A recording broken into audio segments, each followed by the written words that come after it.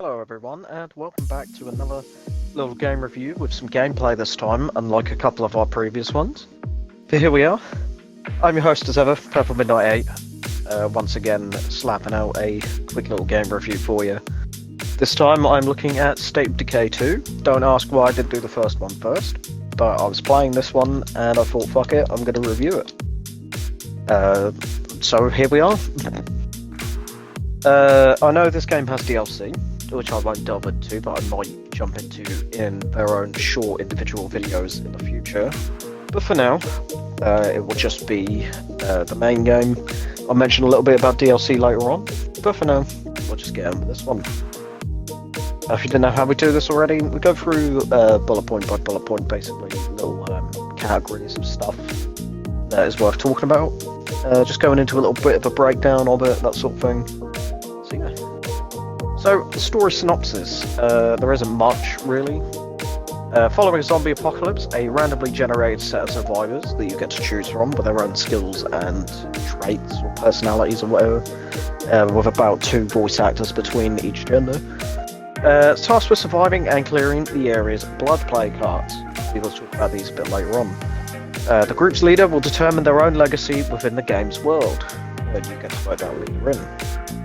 So going on to gameplay, this is of course if you haven't seen these kind of games before. The game is mostly sandbox, tasking the player with keeping their community alive and happy, which is not as hard as you would think unless you're playing one of the DLCs, or if you've got your difficulty whacked way up. Alongside this, the player will receive missions from their group and other survivors, usually at random. Usually there's not too much variety, it's just like go here, save person, or find us this and bring it back to us. There are some where it's like, oh, go here and find this. Oh, there's someone. Now this is a person that will give you a few quests before just vanishing or something. The turntable one usually is that. You'll find someone and then you'll do a few quests with them. Other groups, upon being helped, will open the ability to trade with members or recruit one of their number. Pretty self-explanatory. Trading requires currency called influence, which is gained by killing special enemies. All your usual zombie game-styled enemies. Probably the easiest to compare it to is Left 4 Dead. You've got your big strong ones, you've got your screaming ones, you've got your ones that explode, you've got your fast ones, like that sort of thing. Completing tasks, as mentioned, or retrieving resources, like ammo, food, fuel, other one, materials, that's the one. Recruiting members of these groups will disband them, permanently removing those remaining members from the game. So yeah, pick wisely. Hostile survivors are present in the game, usually being hidden behind quests, but on higher difficulties they will spawn naturally, or they will be made hostile from threatening them or not doing their tasks. These survivors can be deadly on high difficulties, or to NPCs that you have brought along for the quest where they will just get one tapped in the head and that's it for them. So yeah, however those guys can easily just be one tapped in the head as well. But as a cool little thing, if you shoot them in the body like dozens of times and they die without being shot in the head, they will reanimate. Which is a small touch, but it's cool.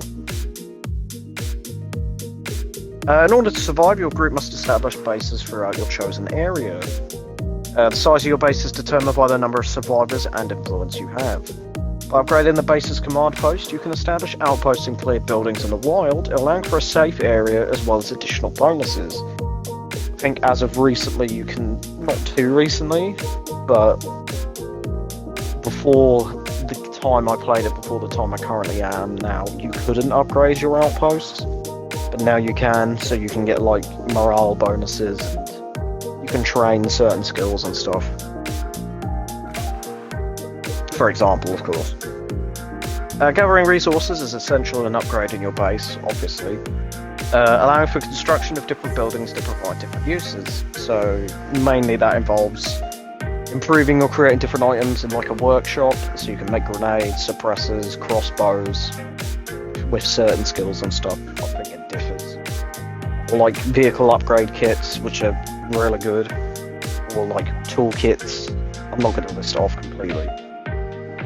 Typically allowing the player to improve or create different items, as well as make life better for your group. So obviously like beds and like little lounge areas, you got your first aid areas. Some of these buildings are locked behind certain skills that you can improve using books or other buildings. Alongside resources, you can find your typical loot, such as weapons, ammo, and supplies. You then can either keep hold of them yourself, or you can put them in something called a supply locker, which then allows other survivors in your community that you take hold of to withdraw them. But no one else can. Unless you've got a friend in the game, but I'll talk about that towards the end. You can also find clothing items in random spawn spots, or certain ones can be found in specific locations. It will tell you in the closet menu where you can find them. Usually it's just like, oh, it can be found in random containers, in houses, like offices, stuff like that.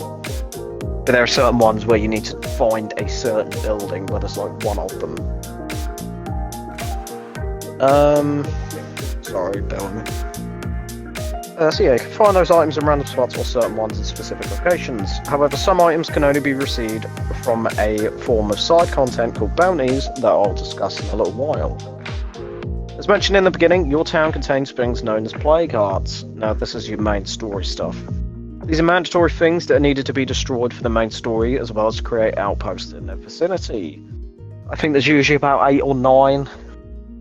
Doesn't completely cover the map, but it does cover a significant amount. Attempting to attack this causes a large number of zombies to attack the player, but successfully destroying a heart will kill all these zombies, as well as reward some loot and influence. The zombies that spawn around the heart are afflicted with the blood plague. These zombies are notable due to their skin being red, as well as having a raspier sound to them. If the player is attacked by one, they will begin to become infected, and if they are attacked enough, they will become sick and die if not treated. These zombies drop samples, which are used to make a cure, or you can simply euthanize the infected character, which obviously is a bit drastic. It's really sad though. They even like gave it its own like unique animation of just like capping this guy in the head if they get infected too much. It's not too hard. If you destroy a plague heart, you usually get loads. Plus, just use guns and shoot the bastards so you don't get attacked. Stuzzy, can you not be scratching up the chair, please? Sorry, if you're a frequent listener of mine and my wife's reviews, you can usually hear us talking about one of the cats or all of them, depending on who's here. Stuzzy is one of them. He's the big fluff.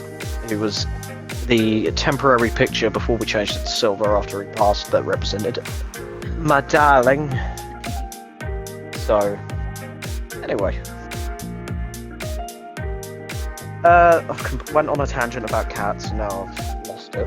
Multiplayer is an optional feature, of course, that I briefly mentioned, allowing your friends or total randoms, if that's what you want, why would you, to bring a member of their community into your game. They can gather loot for their character, however only the items on them will return to their own game with them. We've got all sorts of clips on this channel of us playing the multiplayer, and when we played it, the bugs were just... they were buggy. So now we go on to the side content. As mentioned earlier, the player can accept bounties from a character located within each map. You can find him quite easily. He's like a loot bag, like your typical bank robber bag that you would see in a cartoon, where it's just a sack with a dollar sign on it. Except it's got like a crosshair on it, and it's like blue, I think. He's invincible as well. I've literally like crashed into him and he's been fine. You can always find him. These are special tasks where the player must perform specific actions or kill certain enemies in certain ways.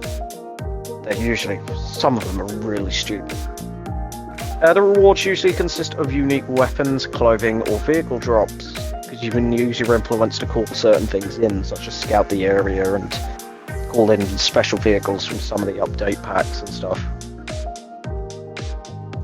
These rewards usually consist... Oh no, I've already read that bit. Bear with me. I'm losing my mind a bit. Frustratingly, these bounties rotate on a certain time frame, usually correlating with the time of year.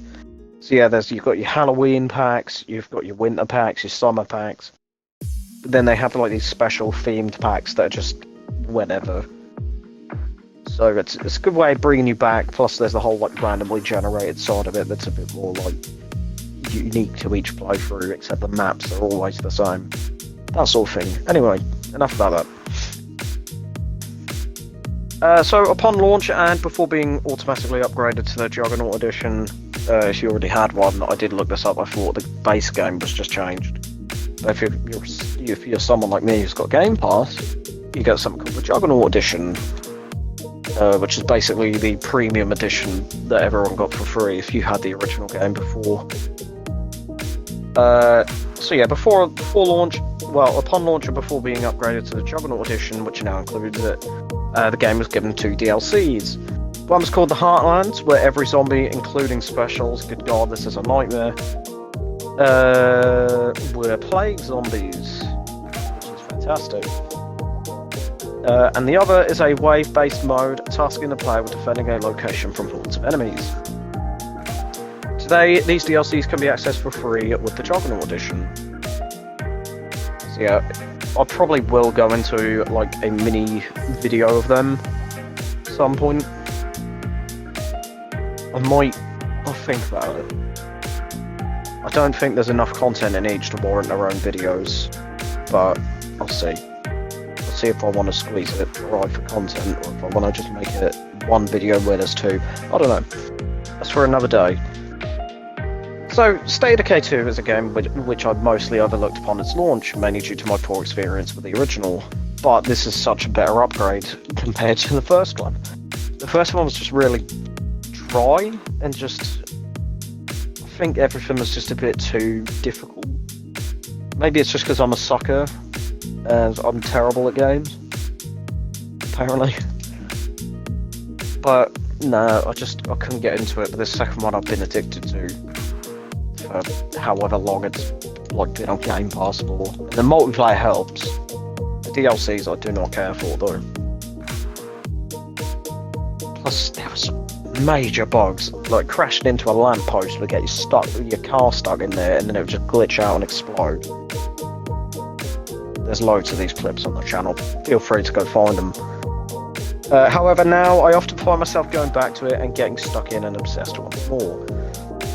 It's just, sometimes I'm like, I'm in the mood for a Walking Dead game, but there isn't a good one that's like not Telltale. Talking about you, Destinies.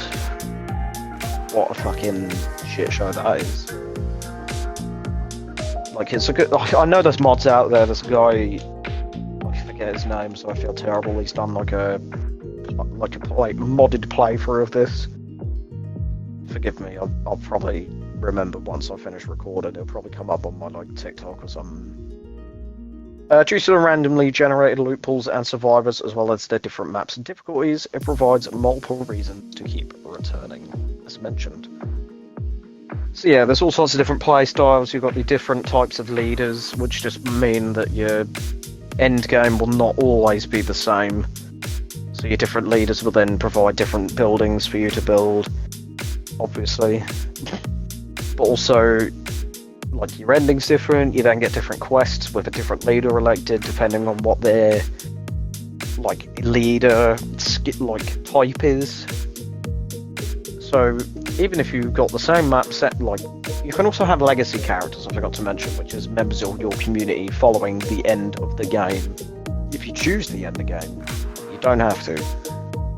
Which then go into a pool, and then when you create a new community, if you want to, you can then use them characters with all their abilities and their weapons and such, if you want them to. But yeah, other than that, that is State of Decay 2. Thank you ever so much for listening to me ramble on for about a quarter of an hour now. I've been your host as ever, Purple Midnight 8. Still don't know how to finish these. Thank you ever so much for listening once more. And I'll see you when I do another one at some point. Bye bye.